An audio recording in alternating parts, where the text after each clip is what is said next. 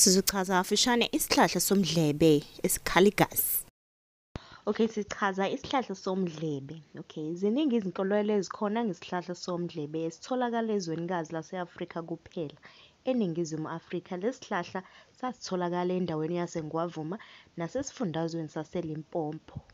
Lesi siyisihlahla esisatshwa kakhulu ngoba bekwaziwa ukuthi siyingxenye yezihlahla eziphila ngegazi labantu nelezilwane.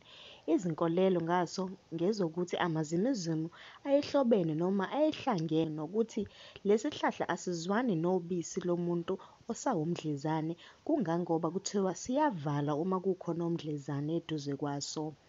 Izinkolelo eziningi ezikhona zifana nezimpikiswano ngaso ngoba kwizazi zezihlahla bayayiphikisa indlela esiyiyo nesiphila ngayo. Abanye bathi siyinganekwane nje, bese abanye bathi sanyamalala emandulo asisekho manje.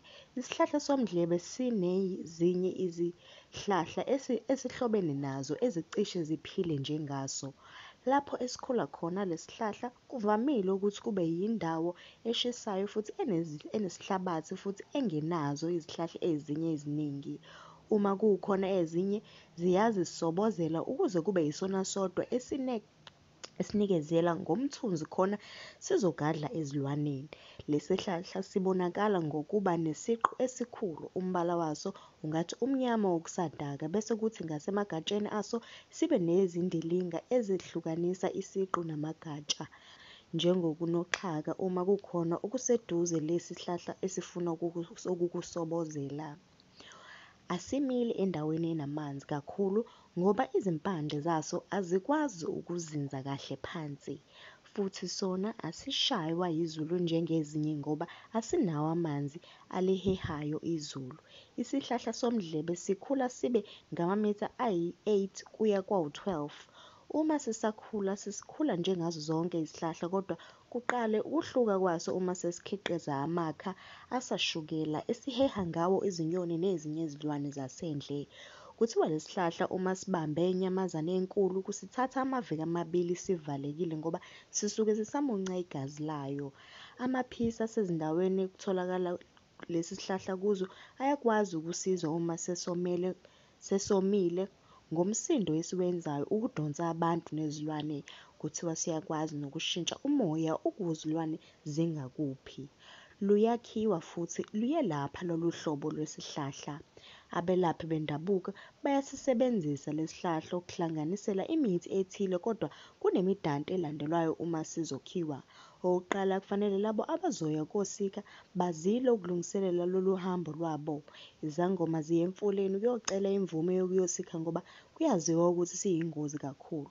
Ngemuva kokuphahla lokho akufanele kukhulunywe ngokuthi kuyothathwa lolu hambo futhi akufanele kudliwe imithi ezokwenza igazi lishise uma kulungiselelwa ukuyokha umdlebe. Lokhu kwenzelwa ukuthi isihlahla singasheshi sidlobe ngoba sinukelwa yigazi.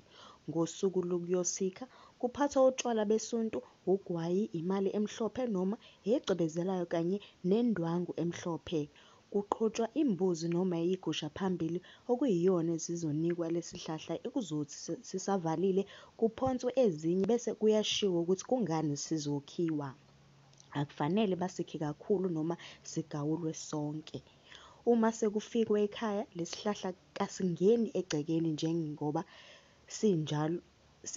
sinjalo singeniswa ngemikhutshana ethile, kuhlatshwe nenkukhu ukuze singadali umkhuhlane ekhaya. Futhi kufanele sigxotshwe ngalelo langa ngoba siyayiphuphisa eminye imithi. Nalabo abakade beyosika kufanele bagezwe ngaphandle komuzi ukubulala umkhondo waso. Lesi sihlahla asidliwa nangengozi futhi asisetshenziselwa ukugcaba umuntu ngoba kunenkolelo yokuthi siyavuka siphile emzimbeni walowo muntu sifune igazi, abonakale ngokudla inyama ebovu engaphekiwe noma ahlale omele ukuphuza igazi.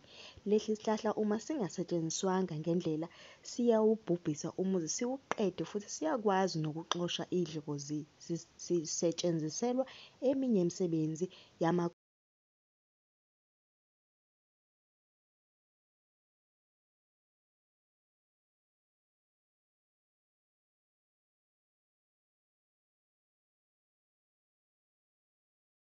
akhubalo njengokuqinisa umuzi njalo njalo. Siyabonga-ke ezinye izinto ongayithola sobheka i-credit score, nibheke ividiyo ezolandela nokuthi siyenza kanjani ukukhokhela iy'kweletu zethu usebenzisa i-snowball effects. Ungakhohlwa ukulike, nokushare, nokusubscribe.